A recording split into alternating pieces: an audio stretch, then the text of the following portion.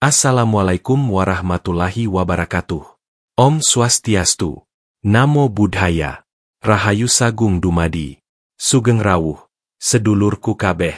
Di malam-malam bulan Suro yang hening, saat kabut tipis menari di atas tanah dan angin membawa aroma leluhur, mari kita duduk sejenak, membuka batin, mendengarkan suara yang tak terdengar, dan memahami tanda-tanda yang mungkin selama ini kita abaikan.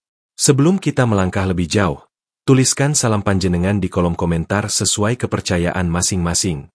Dan jika panjenengan merasa pernah bermimpi aneh, mendengar bisikan, atau tiba-tiba merinding di bulan Suro, tulis juga, aku siap menerima pesan yang belum sempat disampaikan. Pernahkah panjenengan merasa tiba-tiba bermimpi bertemu sosok bersorban putih, atau mendengar suara lirih memanggil nama kita, tapi tak ada siapapun? Atau malah merasa hati gelisah tanpa sebab saat malam Suro tiba? Bagi sebagian orang, itu hanyalah mimpi atau sugesti. Tapi bagi orang yang ditandai, itu adalah bentuk pesan dari dunia lain. Pesan yang tidak ditujukan pada semua orang, hanya untuk mereka yang lahir di waktu tertentu. Tepatnya, weton-weton yang telah dicatat sejak awal oleh leluhur untuk menjadi perantara rasa dan rahasia. Apa saja weton-weton itu? Dan mengapa mereka begitu dekat dengan dunia gaib saat bulan Suro? Dalam kepercayaan kejawen, weton bukan sekadar hari lahir. Ia adalah simbol, gerbang, bahkan sidik jari spiritual. Setiap weton membawa tugas tersendiri, ada yang dititipi kekuatan, ada yang menjadi pelindung, dan ada yang ditugaskan untuk menerima pesan dari alam lain. Bulan Suro adalah saat gerbang antar dunia terbuka. Arwah leluhur kembali. Makhluk halus berjalan di batas-batas, dan alam spiritual mengirimkan sinyal. Namun tak semua bisa menerima, hanya yang ditandai.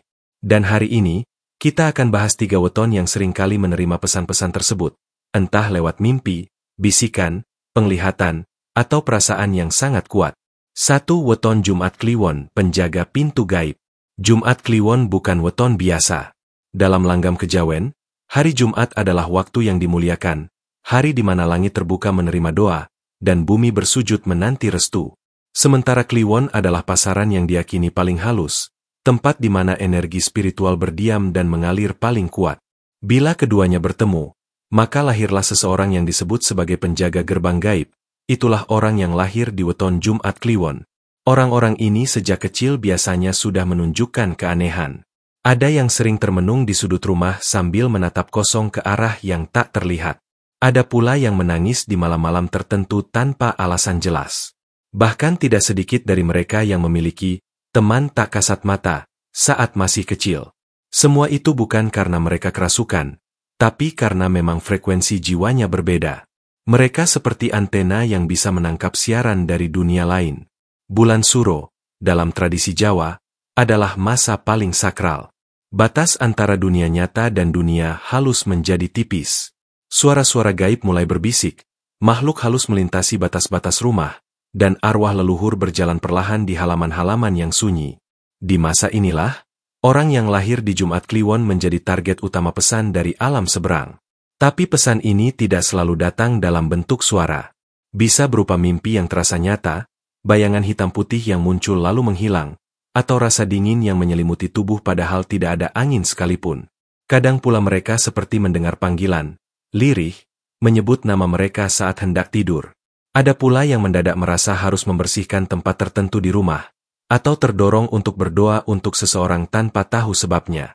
Kenapa bisa begitu? Karena Jumat Kliwon adalah gerbang. Mereka bukan hanya mampu menerima pesan, tetapi juga menjadi perantara antara dunia yang tampak dan dunia yang tersembunyi. Arwah-arwah yang belum selesai urusannya, atau leluhur yang ingin menyampaikan sesuatu kepada keluarga, seringkali mendatangi mereka terlebih dahulu. Seolah mereka adalah penjaga pos, tempat titipan gaib diserahkan. Namun, tidak semua orang Jumat Kliwon menyadari ini. Banyak dari mereka yang hidup dalam kebingungan, merasa terlalu peka, terlalu sering merinding, atau terlalu cepat menangkap firasat. Dan saat mereka bercerita kepada orang lain, sering dianggap mengada-ada. Padahal, mereka hanya belum dipahamkan bahwa dirinya adalah penjaga batas. Ketika bulan Suro datang, orang Jumat Kliwon sebaiknya tidak mengabaikan rasa-rasa kecil yang muncul. Bahkan detakan hati yang terasa ganjil, atau bisikan batin yang mendorong untuk melakukan sesuatu, bisa jadi adalah bagian dari pesan halus yang sedang dititipkan. Dunia lain tidak berteriak. Ia hanya mengetuk, pelan, penuh rasa. Ada pitutur kuno mengatakan, Wong kang lahir ana kliwon, lantuh ana jemuah, sejati ora mung jaga omah, nanging jaga pituduh langit. Seseorang yang lahir di Kliwon, dan tumbuh di hari Jumat, sejatinya bukan hanya penjaga rumah, tapi penjaga petunjuk langit. Mereka bisa menjadi pelindung keluarga dari gangguan gaib, penyalur pesan-pesan mimpi, bahkan pengingat dalam keluarga bahwa ada nilai-nilai batin yang harus dijaga. Namun untuk sampai pada titik itu, Jumat Kliwon harus terlebih dulu menerima kenyataan bahwa dirinya berbeda. Dan bukannya menolak, mereka perlu merawat rasa itu dengan doa, laku sepi, dan ketulusan hati. Jika mereka mampu menjaga kesucian batinnya, menjaga tutur kata dan niat, maka mereka akan menjadi seperti gapura, kokoh, tenang, dan hanya terbuka untuk yang memang membawa maksud baik. Dan ketika pesan dari dunia lain datang di malam suro, mereka tidak akan takut, karena mereka tahu, bukan mereka yang dicari, tapi mereka yang dipilih. 2 Weton Rabu Legi, Sang Penampung Rasa. Orang yang lahir di Weton Rabu Legi seringkali tampak biasa dari luar. Tidak mencolok, tidak banyak bicara, dan cenderung mengikuti arus. Tapi di dalam dirinya, bersemayam sebuah danau sunyi yang dalam, tenang di permukaan, tapi menyimpan riak-riak batin yang mampu menangkap sinyal halus dari dunia gaib. Dalam ilmu Titen Jawa, hari Rabu melambangkan keseimbangan, keteduhan, dan kehati-hatian. Sedangkan pasaran Legi adalah simbol kemurnian rasa, manis yang tidak mencolok, dan kemampuan menerima dengan lapang.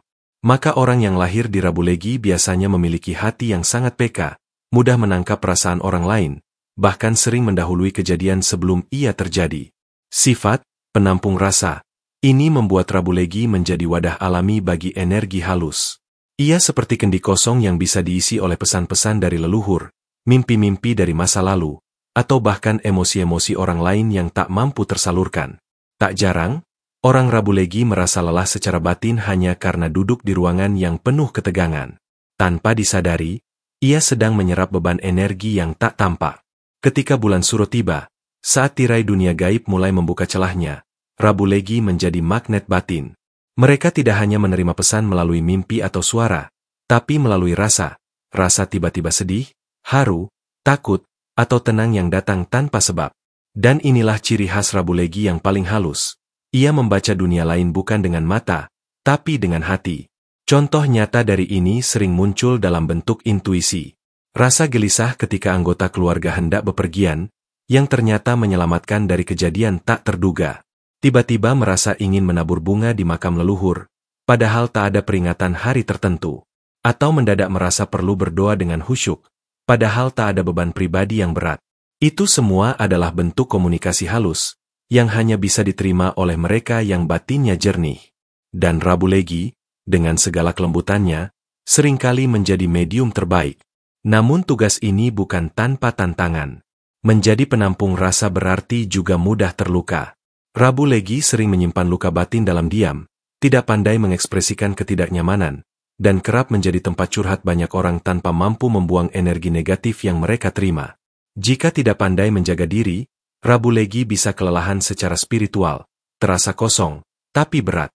Para pinisepuh Jawa selalu mewanti-wanti orang Legi untuk rajin melakukan pembersihan batin, entah lewat laku tapa sepi, doa malam yang tulus, atau membersihkan diri dengan air yang mengalir sebelum tidur di malam Jumat. Terlebih saat bulan suro, di mana dunia halus lebih dekat dan pesan-pesan batin lebih deras mengalir. Ada pepatah Jawa yang berbunyi, Wong Legi, yen orang hati-hati, bisa dadi wadah kang kebacut kebak. Orang Legi, kalau tidak hati-hati, bisa menjadi wadah yang terlalu penuh. Karena itu, Rabu Legi bukan hanya perlu peka, tapi juga kuat. Ia harus mampu membedakan mana rasa yang miliknya, dan mana rasa yang dititipkan oleh dunia lain.